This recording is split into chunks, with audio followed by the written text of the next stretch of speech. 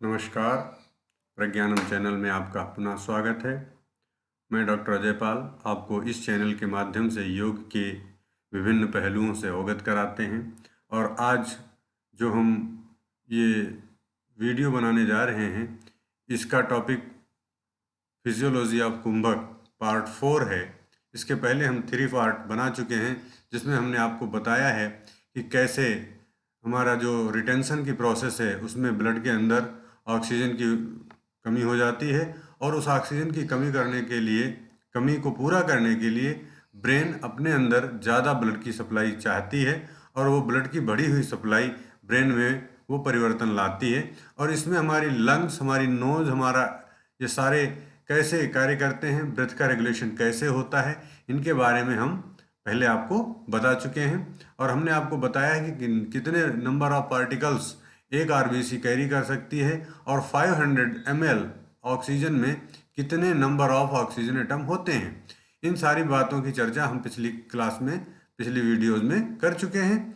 आज हम उसके आगे चर्चा करेंगे कि कैसे ये ट्रांसफॉर्मेशन होता है, एक्सचेंज होता है गैसेस का। और वो उस पर भी हम चर्चा कर चुके हैं कि वो गैस जो कि फेफड़ों के अंदर आती है एटमॉस्फेयर से, उसमें ऑक्सीजन का कंसंट्रेशन ज़्यादा होता है और कार्बन डाइऑक्साइड का कंसंट्रेशन कम होता है। ये जो कंसंट्रेशन ग्रेडियंट है, ऑक्सीजन की कमी ब्लड में होती है, जो ब्लड अभी लंग्स के पास आया है, हार्ट ने पंप करके उसे लंग्स के पास भेजा है, उसमें ऑक्सीजन की कमी होती है। और उस वायु में ऑक्सीजन की मात्रा अधिक होती है, जो अभी हमने एटमॉस्फेयर से अपने लंग्स के अंदर थ्रू नोज ले गए हैं, ट्रैकिया के माध्यम से ले गए हैं, ब्रोंकाइल्स और एल्विलाई तक पहुंचा दिया है उस एयर को। और एल्विलस में क्या होता है, air entering in the lungs contain more oxygen and less carbon dioxide than the blood that flows in the pulmonary capillaries. Pulmonary capillaries में बहने वाले ब्लड में, समझना ये बात, पल्मोनरी कैपिलरीज में बहने वाले ब्लड में ऑक्सीजन की कमी होती है, जबकि जो गैस अभी अभी नोज के माध्यम से, नाक के माध्यम से लंग्स के अंदर आई है, उसमें ऑक्सीजन की मात्रा अधिक होती है। अगर इसको साइंटिफिक लैंग्वेज में बोलें तो partial pressure of oxygen is more in alveoli than the pulmonary vein. तो अब ये बात समझ में आ गई कि प्रेशर किधर ज्यादा है, ऑक्सीजन का लंग्स के अंदर ज्यादा है, और कम किधर है, जो ये कैपिलरीज हैं इनके अंदर कम है। तो जो डिफरेंस है इनमें, तो उतनी ऑक्सीजन लंग्स के अल्विलाई से इस कैपिलरी के ब्लड में ऑटोमेटिक ट्रांसफर हो जाएगी। और जितनी ये ट्रांसफर हो जाएगी, और यहां दूसरी तरफ क्या होगा, जो एयर बाहर से हमने ली है उसमें कार्बन डाइऑक्साइड की मात्रा कम है, और जो ब्लड कैपिलरीज में आया है उसमें कार्बन डाइऑक्साइड की मात्रा अधिक है। इसलिए अधिक से कम की ओर कार्बन डाइऑक्साइड मूव करेगी, तो कार्बन डाइऑक्साइड ब्लड से मूव करेगी लंग्स के अंदर, और ऑक्सीजन लंग्स से मूव करेगी ब्लड के अंदर। तो यही बात इस पिक्चर में दिखाई गई है कि कैसे कार्बन डाइऑक्साइड इस ब्लड से यहां जा रही, या लंग्स ये जो इसका डिफ्यूजन है, कैसे कार्बन डाइऑक्साइड वहाँ से डिजॉल्व होती है प्लाज्मा में, और फिर उसको कार्बन डाइऑक्साइड को कैरी करके ले जाते हैं, और कैरी करके कहाँ ले जाते हैं, लंग्स के पास ले जाते हैं और उसको बाहर निकाल देते हैं। How do these differences in concentration assistant gas exchanges. अब ये गैस में जो कंसंट्रेशन है ये कैसे इफेक्ट करते हैं, तो exchange of gases the structure of lungs maximize its surface area to increase gas diffusion. ये बात बहुत महत्वपूर्ण है। देखिए, क्योंकि हम आपको बताना चाह रहे हैं फिजियोलॉजी ऑफ कुंभक, तो इसका एक एक कॉन्सेप्ट, इसीलिए सारी चीजें इंक्लूड की गई हैं ताकि कॉन्सेप्ट क्लियर हो जाए कि क्यों लंग्स का जो एरिया है वो बढ़ जाता है। लंग्स का एरिया बढ़ जाने का सबसे अच्छा अगर एग्जाम्पल हम आपको बताएं तो ये है कि जैसे हम घरों में कभी कभी क्या, पानी गिर जाता है फर्श पे, और हम उस पानी को हटाने के लिए, वाइप करने के लिए पोछा लाते हैं, बड़ा सा कपड़ा का टुकड़ा लाते हैं और उस पर डाल देते हैं। वो बड़ा सा टुकड़ा जितना एरिया ज़्यादा होगा उतनी जल्दी उस पानी को एब्जॉर्व कर लेगा। ये सब हम लोग रोज देखते रहते हैं। लंग्स के अंदर भी यही होता है। जैसे बाहर से हम गैस लेते हैं, लंग्स अपने वॉल्यूम को बढ़ा देते हैं। वॉल्यूम बढ़ते उनका एरिया भी बढ़ जाता है, एल्वियस का एरिया बढ़ जाता है। और एल्वियस का एरिया बढ़ने से आपको पता है कि ये जब कल हम वीडियो बता रहे थे उसमें कि एक ही दीवार को, सेमी परमेबल मेम्ब्रेन को शेयर करती है कौन? एल्विलाई की वॉल और कैपिलरी की वॉल। एल्विलाई की वॉल देख रहे हैं आप, यहां देखिए, एल्विलाई की वॉल और कैपिलरी की वॉल एक ही वॉल को शेयर करते हैं। और इस प्रकार because of the enormous number of alveoli, approximately 300 million in each human lung, एक लंग्स के अंदर 300 मिलियन एल्विलाई होते हैं। The surface area of the lungs is very large, 75 square meter. Having such a large surface area increase the amount of gas that can diffuse into and out of the lungs. लगभग half tennis court 750, 75 square metre, अगर इसको feet में convert करें multiplied by 9 point something, then this will become approximately 750 square feet. 750 square feet का एक lung है जिसकी क्षमता है, और उसका सरफेस एरिया इतना बड़ा है। और हम सांस कितनी जल्दी ले लेते हैं? We know. Exchange of gases, gas exchange during the respiration occurs through the diffusion. Diffusion is a process in which, अब यहां बात बताई जा रही है कि डिफ्यूजन क्या है। बार बार शब्द आ रहा है पहले से, डिफ्यूजन डिफ्यूजन डिफ्यूजन। हिंदी में कहते हैं परासरण, विसरण, विसरण, फैलाव। जैसे आपने एक बूंद, ये घरों में कपड़ों में नीला लगाते हैं तो वो ब्लू कलर का उजाला या जो भी आप पानी में एक दो ड्रॉप डालते हैं तो देखते हैं कैसे वो विसरण होता है, उसका कैसे प्रसारण होता है। और वो जो डिफ्यूजन होता है, वही जो फैलाव होता है, उसी को डिफ्यूजन कहते हैं। Diffusion is a process in which the transport is driven by the concentration gradient. Concentration जिसका ज्यादा होगा और जिसका कम होगा, ज्यादा से कम की ओर ऑटोमेटिक हो जाएगा, इसमें किसी एनर्जी की आवश्यकता नहीं होती। Gas molecules moves from a region of high concentration to a region of low concentration. ये नियम है, ये केवल लंग्स के अंदर नहीं होता, नियम कहीं भी फॉलो होगा। रूल ये है कि गैस उच्च दाब से निम्न दाब की ओर जाती है। गैस उच्च दाब से निम्न दाब की ओर जाती है, जहां उच्च दाब होगा उधर से निम्न दाब की ओर। तो उच्च दाब का ऑक्सीजन का कहां था? उच्च दाब ऑक्सीजन का था लंग्स के अंदर। और कार्बन डाइऑक्साइड का उच्च दाब कहां था? वो था कैपिलरीज के अंदर।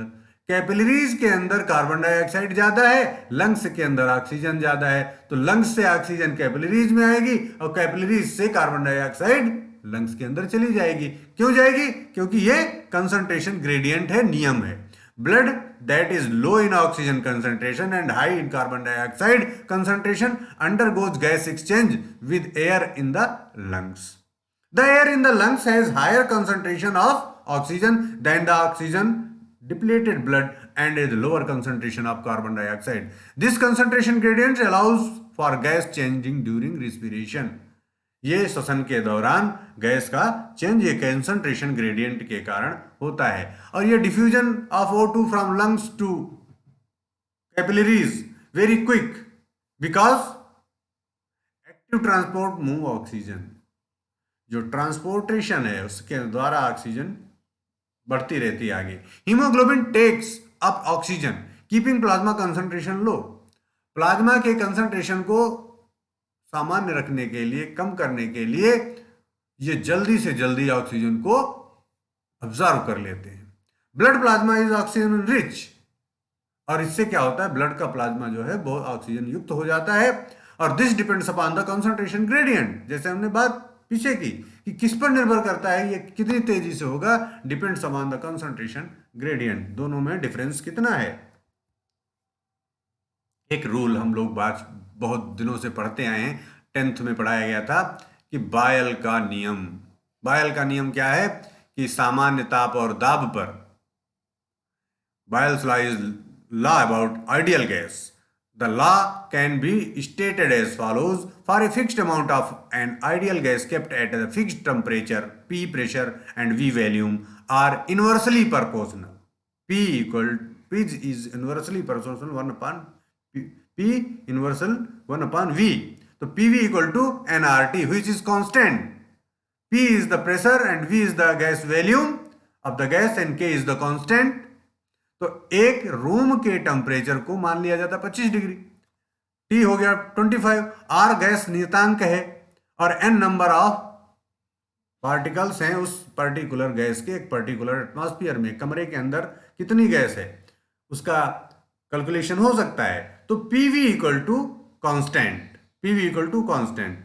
अब इसको कैसे हम अप्लाई करते हैं यहाँ लंग्स के केस में, कैसे गैस एक्सचेंज में हमारी मदद करता है, तो अगले पिक्चर से बात क्लियर हो जाएगी। आप यहाँ देख रहे हैं lungs volume and inhalation and exhalation.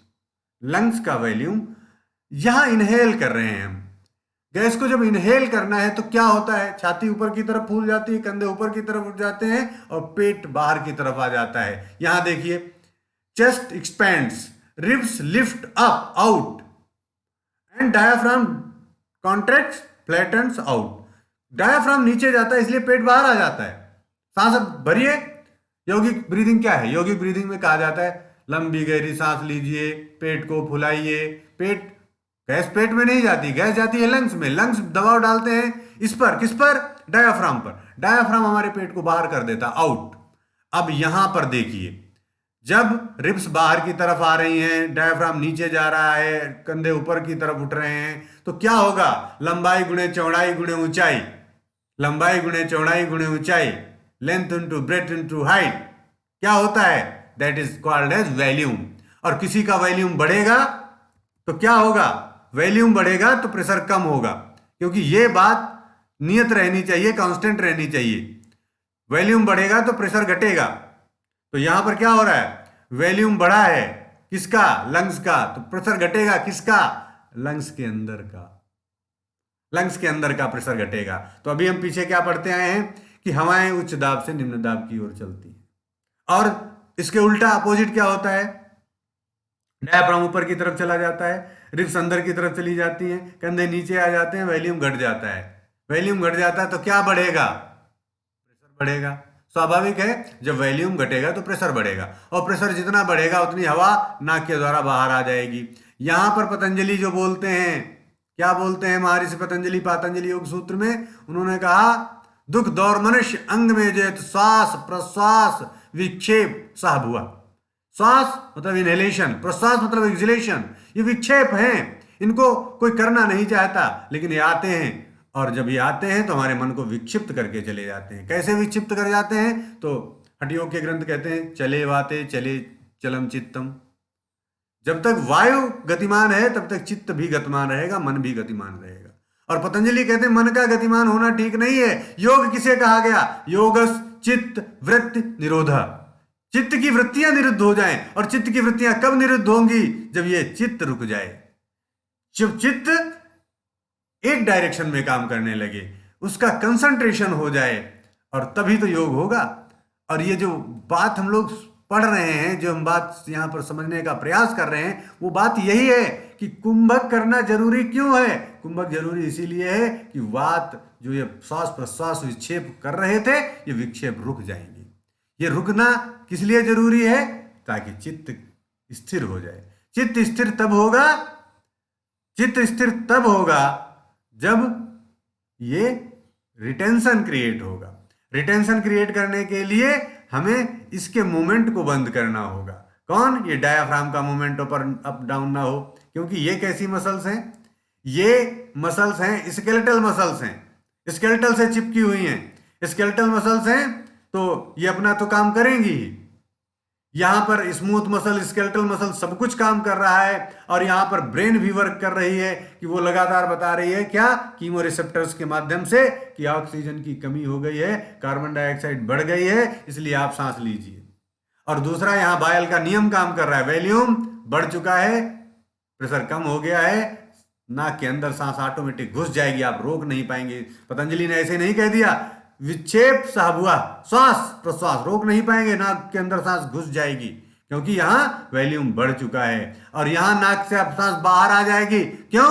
Volume घट चुका है। इसीलिए वहां बायल के नियम की बात की थी। आगे भी हम कई और नियमों की बात करेंगे और ये सारे नियम इंटीग्रेट होंगे। जैसे हमने एक ज्योग्राफी के नियम की बात की है, आगे और उसको क्लियर करेंगे। बायल के नियम की बात की है और हम फिजिक्स के कुछ और रूल्स आपको बताएंगे और ये सारे जब रूल्स इंटीग्रेट होंगे तब आपको समझ में आएगी how how kumbhaka effects our physiology. तो आज यहीं पर वाइंड अप करते हैं। अगर हमारी ये वीडियोस आपको पसंद आ रही हैं तो आप हमारे इस चैनल को लाइक करें, सब्सक्राइब भी करें और शेयर करें। धन्यवाद। नमस्कार। ओम शांति।